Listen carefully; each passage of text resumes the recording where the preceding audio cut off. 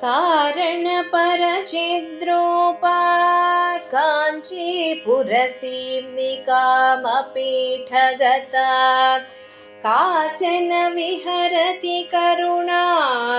काश्मीरस्तबककोमलाङ्गलता कञ्चन काञ्चीतिलकं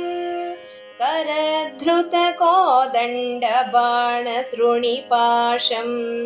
कठिनस्तनभरनम्रं कैवल्यानन्दकन्दमवलम्बे चिन्तितफलपरिपोषणचिन्तामणिरेव काञ्चिनिलया मे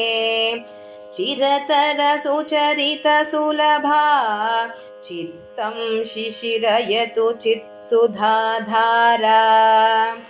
कुटिलकचं कठिनकुचं कुन्दस्मितकान्तिकुङ्कुमच्छायम् कुरुते विहृतिं काञ्च्यां कुलपर्वतसार्वभौमसर्वस्वम् पञ्चशरशास्त्रबोधनपरमाचार्येण दृष्टिपातेन काञ्चीसीम्निकुमारी काचन मोहयति कामजेतारम् परया काञ्चीपुरया पर्वतपर्याय पीनकुचभरया परतन्त्रावयमनया पङ्कजसब्रह्मचारिलोचनया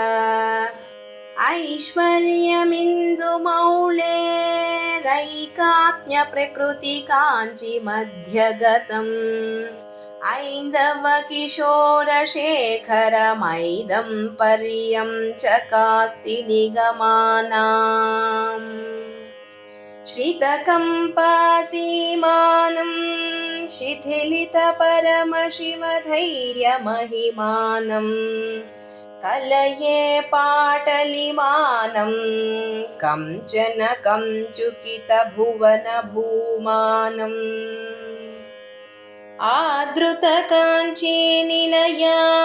माद्यामारूढयौवनाटोपा आगमवतंसकलिकाम् आनन्दाद्वैतकन्दलीं वन्दे